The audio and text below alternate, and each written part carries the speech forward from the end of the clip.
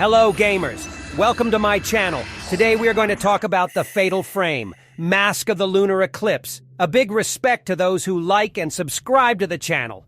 Let's go! Despite clunky controls and a lackluster remaster, it was well worth waiting 15 years for Fatal Frame, Mask of the Lunar Eclipse.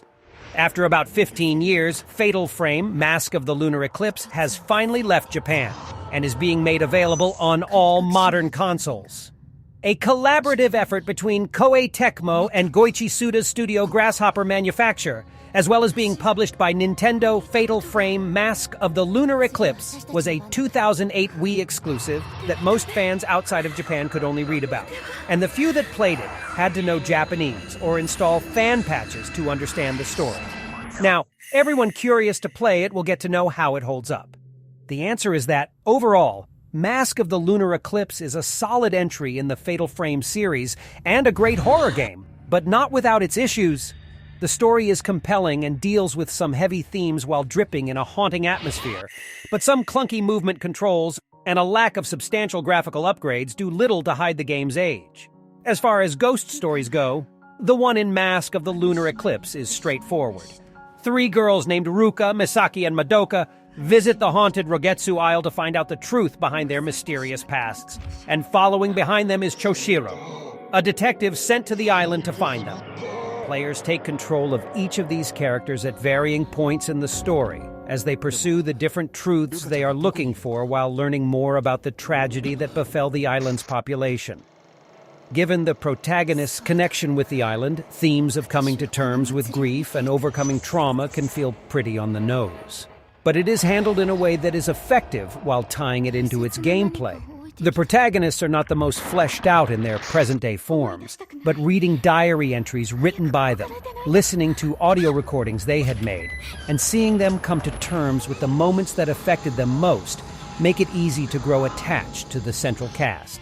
Given the lackluster narrative of Fatal Frame Maiden of Black Water, it is nice to play an entry that has a good story, even if Mask of the Lunar Eclipse is technically an older title in the series. What is the best aspect of the game is the atmosphere.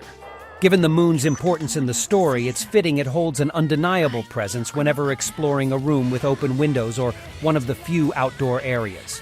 Hallways with moonlight bleeding through the windows and seeing the moon's reflection in a pool are 2 examples of how the player is reminded of its presence. It also helps to add a haunting but intimate layer to the environment, and given the amount of backtracking the player has to do, having an incredible atmosphere helps keep the game exciting.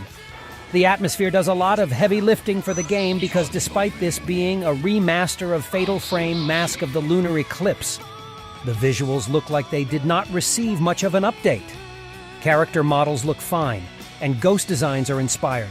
But seeing the environments up close gives a stark reminder as to how old the game is, looking incredibly pixelated and rough by contemporary standards.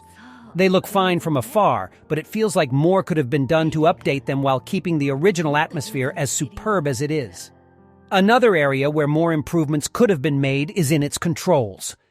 They work fine for the most part, especially in combat with Camera Obscura or Spirit Stone flashlight prepped and ready to fire. But the movement could have used more fine-tuning. This is not a new complaint about the game, with the movement criticized for feeling clunky back in 2008. While it works during exploratory segments, it can feel disorientating, since the camera only sometimes moves with the player character and not others. It becomes manageable with time and arguably helps keep the tension high, but it can be equally frustrating. When the player figures out a good flow to combat, the game does develop the problem of becoming almost too easy. Between permanent upgrades to weapons and ease of accumulating enough points to purchase a plentiful supply of healing items and ammo, even the toughest enemies fail to stand much of a chance on the normal difficulty.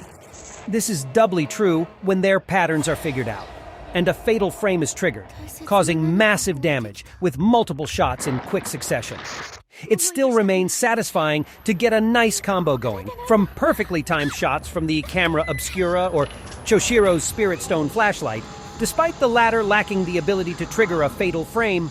Although the game has a deliberately slow pace, with an emphasis on careful exploration and slow movement, The game has a relatively short runtime, with the in-game counter clocking in 8.5 hours at the end of a playthrough. But since time is not counted when in menus or cutscenes, an average playthrough is likely closer to 10 hours. Still, with Fatal Frame, Mask of the Lunar Eclipse having alternative costumes to unlock, new lenses for the weapons that unlock after completing the game, a mission mode, and New Game Plus, there are plenty of reasons to revisit the game after an initial playthrough. For fans of Fatal Frame and the survival horror genre, seeing Mask of the Lunar Eclipse have an official English release with a solid localization is like a dream come true. Even if this remaster is hampered by some graphical updates that are barely noticeable and stiff controls, it is easy to look past those issues to experience a solid ghost story with an incredible atmosphere. If Mask of the Lunar Eclipse has the same success found with Maiden of Black Water's port to modern platforms, then remasters of other Fatal Frame games or even a new game would have a better chance of being released. There is a lot of potential for renewed interest in the franchise, and despite gripes to be had with Mask of the Lunar Eclipse's remaster, the game itself still holds up as a solid horror game. Many thanks to everyone for watching, and a huge respect to all those who liked and subscribed to the channel. Have a nice day.